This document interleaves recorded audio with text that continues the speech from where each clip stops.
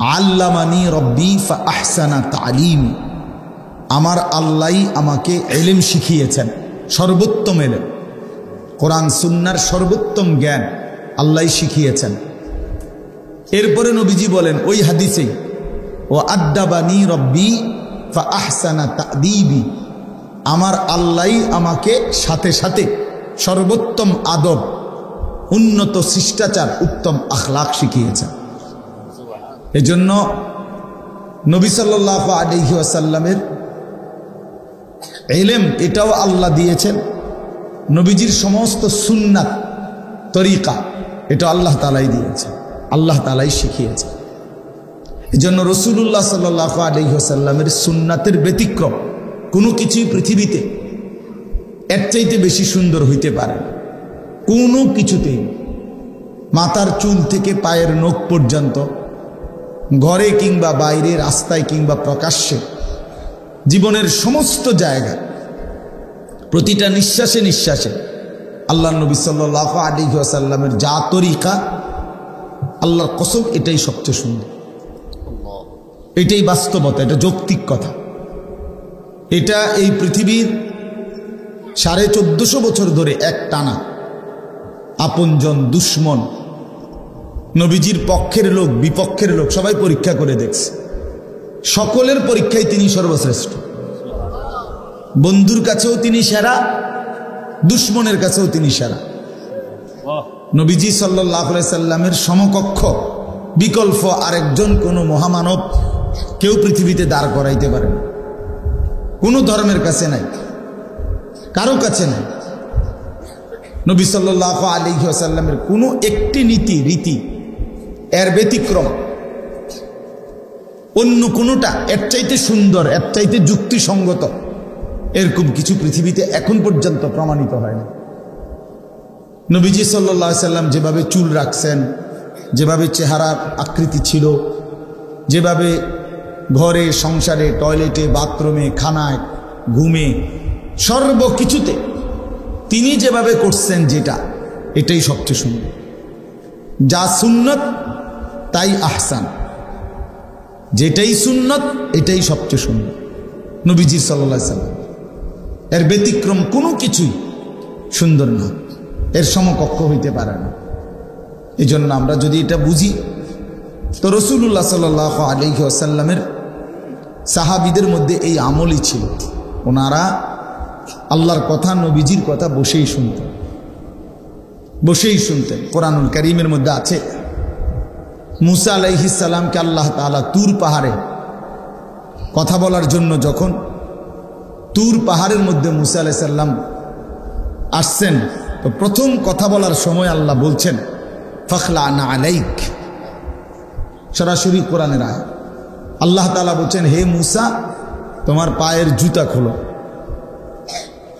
এরপরে বলছেন ওয়া আনাখতারতুকা ফাসতামি' লিমা ইউহা, আমি তোমাকে নির্বাচিত করেছি, এখন তুমি আমার কথা মনোযোগ দিয়ে শোনো। তাহলে বোঝা গেল আগে জুতা খোলো, এরপরে বলছে এখন আমি আল্লাহর কথা মনোযোগ দিয়ে শোনো, সরাসরি কোরআন। হযরত জিবরাইল আলাইহিস সালাম নবীজি সাল্লাল্লাহু আলাইহি সাল্লামের কাছে মানুষের আকৃতিতে আসছেন, আয়েশা নবীজির সামনে বসছেন আদবের সাথে। এরপরে বিভিন্ন দ্বীনি বিষয় জিজ্ঞেস করছেন, মাল ঈমান, ঈমান কি, মাল ইসলাম, ইসলাম কি, মাল ইহসান, ইহসান কি। এই যে মাওলানা মুফতি বেলায়েতুল্লাহ ভাই এতক্ষণ ইহসানের উপরে অনেক কথা বললেন, তো এগুলো জিজ্ঞেস করছেন, নবীজি উত্তর দিছেন।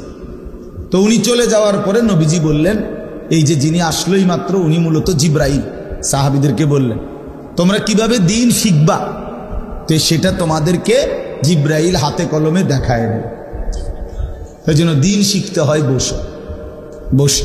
এই ছেলেগুলো কোনোভাবেই বাংলা কথাটা বুঝলো না, এরা এখনো দাঁড়ায় আছে, মানে এটা তো কোনো আখলাক হইতে পারে না ভাই। চলে গেলে ভালো, চলে গেলে কোনো সমস্যা নেই, সবাই বা আল্লাহর কথা শুনতে হবে, এটা কোনো জরুরি বিষয় না। কথা বুঝছেন না? একটাই এখানে যত মানুষ সবাইকে আর এখানে বসছিল, তো এটা তো সবাই শুনতে হবে জরুরি না। 2-4 জন না শুনলে তেমন কিছু যায় আসে না, কিন্তু উচিত তো আদবের সাথে শোন, আদবের সাথে শোন, বাস্তবতা এটা। আমরা যদি আখলাক দেখাই আল্লাহ বরকত দিবে, আখলাক দেখাই, এটা জরুরি বিষয়, এটা গল্প না, কাহিনী না। এজন্য আমরা মেহেরবানি করে, ওই ছেলে, এই বাচ্চা, এটা কি যান থেকে একটা মোবাইল নিয়ে ঘুরতেছে, জি বাপ। তো এই কারণে আমি এটা সবসময় চেষ্টা করি। দেখেন, মানুষের জিন্দিগি পরিবর্তনের জন্য আল্লাহর কথা, এই মাহফিল, এই প্যান্ডেল, এই আয়োজন। আপনি এই পোস্টারটা হাতে নিয়ে দেখেন, অনেক দামি পোস্টার, এই যে অনেক উন্নত মানের কাগজে। তাহলে কি পরিমাণ খরচ করছে এই প্যান্ডেল, এই পোস্টার, এই মাইক, ওলামায়ে কেরামের দাওয়াত, সব কিছু মিলাইয়া যথেষ্ট পরিমাণ খরচ আছে কিনা এখানে? তাহলে এর মাকসাদ হলো আমরাও একটা মাহফিল করলাম, এই না?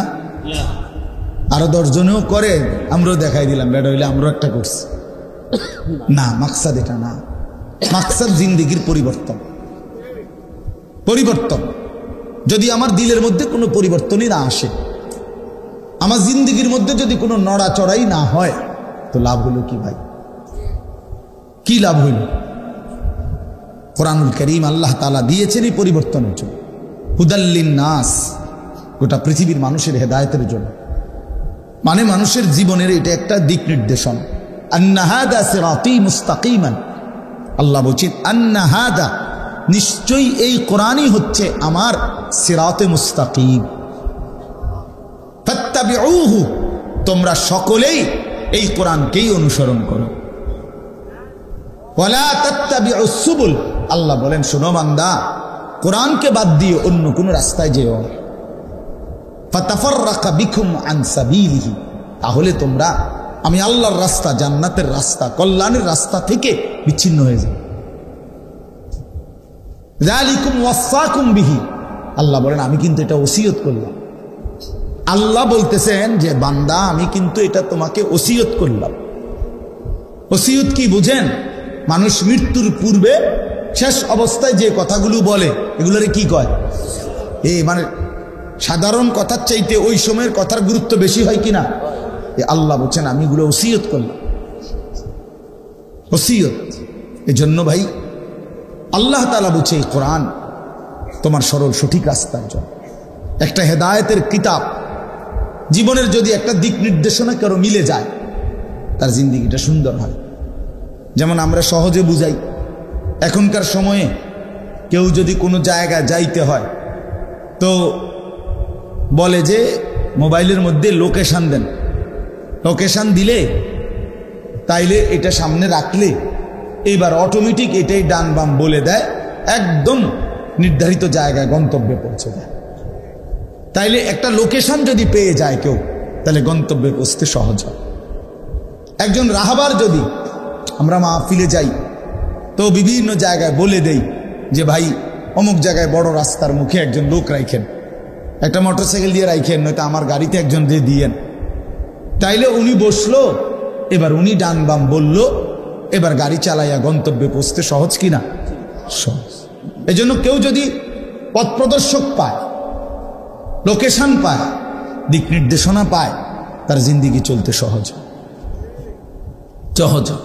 এমনি যে চলে যে আমার বুদ্ধিতে যেটা ধরে, আমার মাথার যখন যেটা ভাল লাগে, বিশ্বাস করেন ওই মানুষের জিন্দিগি সুন্দর। যুবক ভাই তোমাদেরকেও বলি, যে মানুষ নিজের ইচ্ছা মতো চলে, আল্লাহর কসম তার জীবনের কোনো নিয়ন্ত্রণ হয় না। কোনো দিনও সে সুন্দর কোনো জীবনের একটা সৌন্দর্য টার্গেট পূরণ করতে পারে না। মনের ইচ্ছা মতো যে চলে, আমার মনে যা চায়, না না, এটা কোনো জীবন না। যার সামনে একজন পথ প্রদর্শক আছে, যার সামনে একটা দিক নির্দেশক গ্রন্থ আছে, একজন রাহবার আছে, তার জিন্দিগি নিরাপদ, তার জীবন নিরাপদ। এই জন্য কোরআনুল কারীমে আল্লাহ তাআলা আমাদেরকে দোয়া শিখাইছেন বারবার, ইহদিনাস সিরাতাল মুস্তাকিম সিরাতাল্লাযীনা আনআমতা আলাইহিম। অর্থ হলো আল্লাহ আমি আপনার কাছে সিরাতে মুস্তাকিম, সরল সঠিক রাস্তার হেদায়েত চাই। আল্লাহ আমারে দেন সরল সঠিক রাস্তা বাতলে দেয়। এখন আল্লাহ পাকের কাছে আমরা আবার এটাও বলে দিলাম, আল্লাহই শিখাইছে। এখন আমি আল্লাহর কাছে